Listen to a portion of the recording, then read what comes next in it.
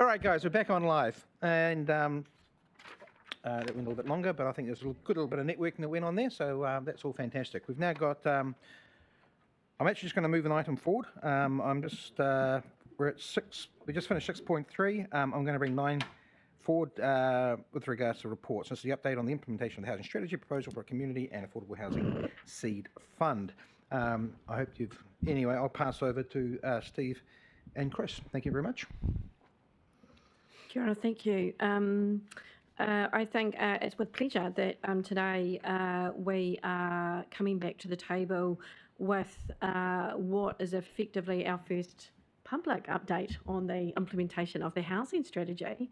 This paper is almost a tale of two halves. One is to talk to you about all the great work that we've been progressing since we stood up the housing strategy.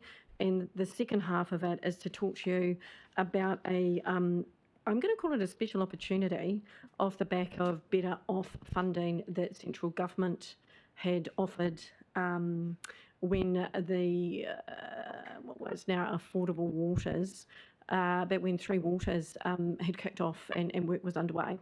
And you had allocated some money towards housing because of the significance of the issue in our community.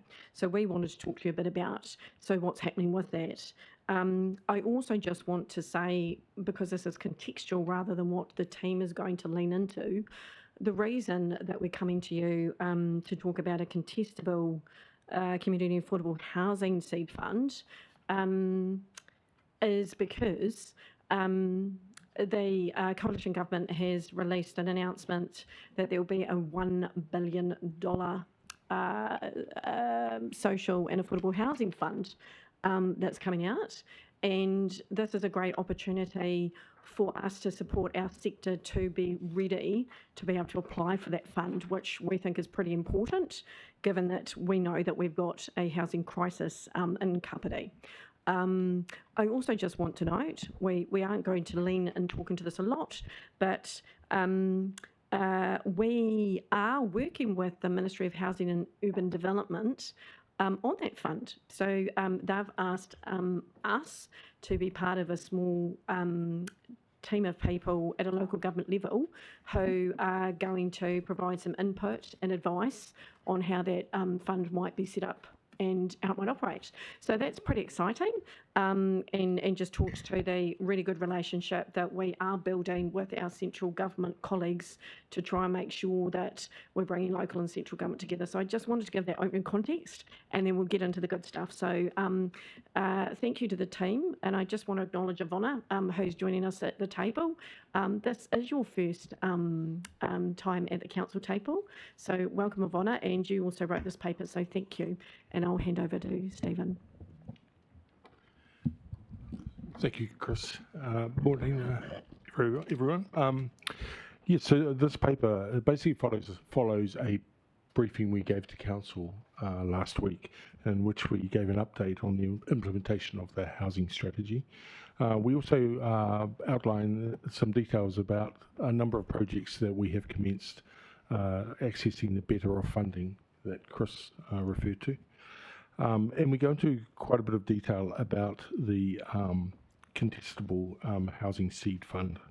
So you'll note that we're asking this committee for your support as we present a paper to the Strategy Operations and Finance Committee on the 8th of August, where we will be seeking approval to proceed with the fund.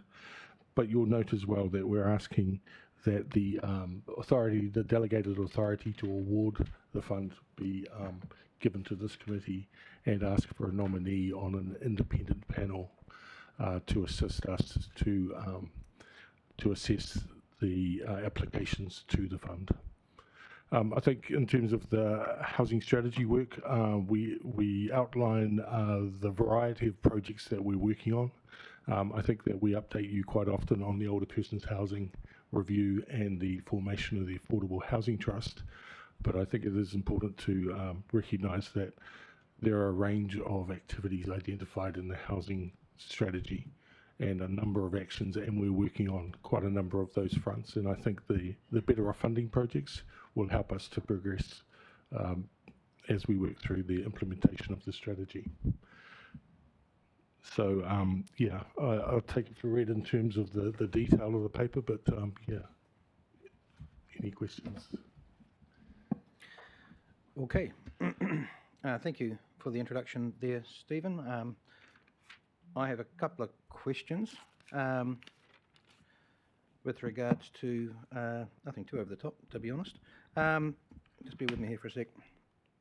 First question is in the recommendations, point E talks to nominating a person. Is that the expectation? That's what we're doing today? Yes, we were keen to understand who might represent. Cool. Chris? I might just add that if you feel you need more time, if you can do that today, that's great. But if you need more time, we would also be open to a follow-up with an agreed nomination if extra time is required. I think we'll discuss that just as we come to the recommendations after we've done questions as such. If that's cool.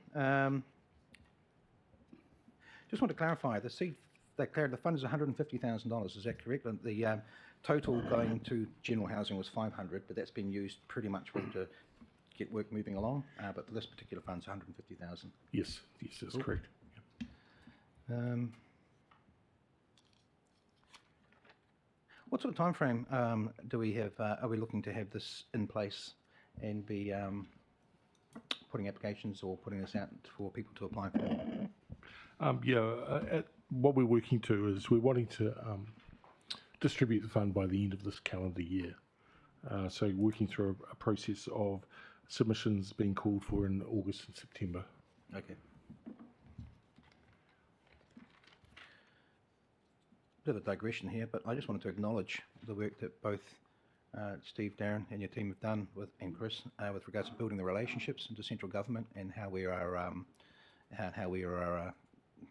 benefiting from that in a very positive way at the moment, to the point that you guys are being held up as a bit of an exemplar and we're being asked to be involved. Yes, great progress there. Thank you very much. Cool, Nigel. Hope that's about me, to be honest. Nigel. Yeah, thank you, and thanks, Ivona, for the report. A couple of questions. One is that the likelihood of Kaingaora withdrawing from some of its projects on the Kapiti Coast, does that impact this at all, do you think? Or is that just still up in the air, too much up in the air? I think it's probably more related to the wider thinking in government that they will make housing provision easier for community-based organisations, community housing providers, as well as Kaingaora. But Kaingaora is, I think, in a space where they are reviewing at the moment and waiting for their board to have a plan, which is due, I think, in November. I might just add to that and say, I'll put it this way. From what I understand of the coalition government's position, they are shifting the focus into local and looking for opportunities to lift local and local leading, perhaps rather than we may have previously seen Kaingaora leading. I think we're seeing a rebalance and shift, and that's not to say that Kaingaora won't have a role. They will, and I think that's the bit that's going to come out once the board has worked through its way forward, and I'd imagine that's going to take some time. So we may not see. We may not have an immediate decision on things like the extent to which some of the potential Kaingaora social housing projects continue. I think there'll be further work required before those kinds of decisions come out. But there's been a very clear message sent from central government, from ministers, that they really want to be seeing local lifted, capability lifted, and that local providers are delivering service. So it's heading more into that not so much a public sector role, but a private market role. I think that's what we're seeing. I mean, congratulations on being able to identify that something that is borderline coherent from the current government in terms of policy. I can't find it myself, but the yeah, we'll leave that aside. The other one is in terms of nominating a person. Normally, we're talking about doing this today. Normally, you would do something like that in PE. And there's a reason for that. So when you're nominating somebody, unless it's a simple thing, and it may well be, but normally you do, because what happens is when you're nominating somebody to something, you want you sort of as much full disclosure as you can have, the full and frank discussions, yada yada, which you don't necessarily want to be having in a public forum. I mean, it might not be an issue at all, but I'm acknowledging that point, yes, which is whilst I said earlier that it might be that we need to come back, and that would be fine. So I acknowledge that, and I think if that's where we land, that we'd like some time to come back, that is fine. Well, it could be with the leave of the chair that you look, move on PE, and we'll discuss that. Due to the timeframes, I'm keen to get this sorted as soon as possible, and that sort of thing. So if from our delegation we're able to go into public excluded, I don't know if you've gone into public excluded in this particular meeting, but I'll just take some advice on that in just a moment. But we'll look at that when we discussing the nomination. But thanks for bringing it up, Nigel. We finished yet? Lawrence. Great, thanks. Love to see this progress. Just a couple of questions. I had three, but Martin, you've already asked one of them, which was around the dates associated with this.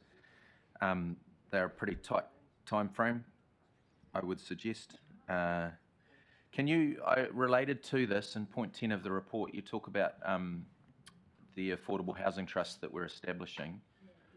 Can I just ask a question, because I can see that this particular fund could be quite closely related to some of the work of the Affordable Housing Trust. Can you give us an update just quickly on where the Affordable Housing Trust is at in terms of appointment of trustees? Okay, so you'll be aware that the council nominated a trustee has been identified, and that person, along with a person that Te Whakaminanga have nominated, will form the board appointment panel. The panel's meeting tomorrow, which is good timing. There were 54 applications for the independent trustee positions, and the panel will be meeting to look at those applications with an eye to identifying 5 people who will form the trust, along with the 2 that have already been identified. So that's happening tomorrow.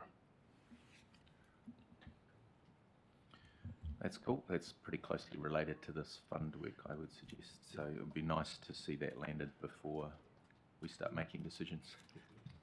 The other one was, are we confident that we've got organisations in Kapiti that are going to be interested in this seed fund? Yes, I've met with a small number of existing organisations to let them know the potential for this fund. And I think we are approached quite often by organisations or people that are interested in being involved in affordable and social housing. So there is interest, and I think that when we will go out through the channels and publicly, asking for people to consider applying to the fund. So I expect there will be demand coming through. Cool, thank you. Checking. Can I ask, it may not be working, can I ask who those groups are and the demographics? Look, I'm not going to ask officers to comment on that. I'm sure that'll come through with regards to the piece of work coming. You give us some examples if you like, but we don't necessarily have that list sitting in front of us. Okay, I'll put it another way. From Otaki, are there groups already set up and established in Otaki who might be suitable and interested in applying for this grant? I think there are, but I think as well, one of the issues in Kapiti is there aren't a lot of organisations that are set up solely to provide housing. But I think that I've been talking with groups who maybe their focus is in other social service provision, but have an interest in housing. I've been speaking with a mental health provider, for example, with organisations that work in the social sector. So there is, I think, interest in as well. There are some regional housing providers who may have an interest as well, but the projects would have to be focused on Kapiti. Just 2 points I would note in regards to your question, Jackie. In the report, there was mention of a place-based group that's actually placed in Otaki. That's the iwi, or the Art Confederation group, is that correct? Yeah, I was going to provide a comment just to say that there is a place-based steering group. It is our Art Confederation, and it is supported through the Wellington Regional Leadership Committee. That's where it's come from, and its main focus has been around supporting uplift in Māori housing in Papakainga. It has been to support next steps for that. I think the other comment I might make is I think we know of intentions of several groups, I'll call them, who are intending to step into the affordable and social housing space. And I'll use an example that from our iwi partners, Ngāti Toa obviously already has its own social and affordable housing entity. And they have indicated that they will be supporting Te Atiawa and Ngā Hapu Otaki and any aspirations they have in that zone to step into that space in due course. So whilst we might be saying there's pockets of focus on this at the moment, I know that there's a lot coming through the pipeline. Not quite ready to talk and put it on the table, but there's a high level of interest, and there are people who are already doing things successfully who are wanting to support others to step into the space in Kapiti. And so it might be how that happens over time, but I'm trying to say that quite carefully. Yeah, that's right. Because some of it's sensitive, but just to indicate, definitely our iwi partners are very much involved and interested in the space. And I know that there's aspirations and intentions, not just in a small part of the community, but across the whole district, including Otaki. Okay, great, because point 13, the housing initiatives already there include rapid rehousing, making such a huge difference of supporting advocacy and service, working with homeless people and getting them into homes, Suddenly the funds are here, we can actually do that. So, Chris, can I ask you for a report back to the next OCB hui, please? Rapid rehousing. On the rapid rehousing and just how we might make this happen in our community. Sure. Thank you. Excuse me, Jackie, can I ask if that request also come through your community board chair? Yes, but I'm as representative at this meeting at this Oh, no, table I appreciate today. that. Yeah, for sure. It's just when we start directing. I will copy him in on this request right I now. appreciate that. Thanks. Welcome. Any other comments? Okay. Rightio. Okay, we're going to move to recommendations. In the first instance here now, though, I'm going to adjourn the meeting for a short period and ask for the so that we can discuss the recommendation that you referred to, Nigel. I'm not going to go into public excluded as such. It might be tidier too. Yeah. Okay. Then Then I'd like to go into public Is the reason privacy? You're wanting to do this for privacy, natural persons. Privacy of any individuals who are named in what might be a contestable process. Yep. Just saying that, I'm quite happy for Kevin, quite happy for you to stay. Just letting you know. No, well, I'm going to ask for. I'm going to ask for someone to move us to go into public excluded. I'll move that we go into public excluded. Are we going to have the reason up on the screen? Or have it read out, maybe? I can put Would it up. do. Oh, Nigel, you're the one who pushed. Just we need to be Just go careful. moving into public excluded Can't to just randomly discuss go into public excluded. recommendation E. Let me just bring it up. That's the problem with making black and white statements about things you don't do.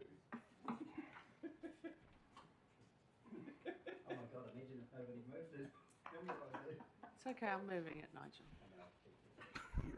You're going to second that, Nigel? No, Lawrence. Like, would you care to? Happy to second. Oh, thank you very much. Coming up on screen I'll is save Nigel the, from the embarrassment. so, yeah. We have to move this and then switch on. Yeah, so I'm happy to move that we're going to public excluded based on the reasons outlined on the screen, which people can have a look at.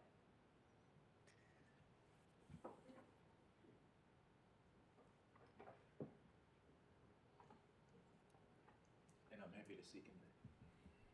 Cool. All those in favour? Aye. Okay, we'll move to public excluded. And as I said, Kevin, you're more than welcome to stay. I don't have an issue with you staying if you wish to.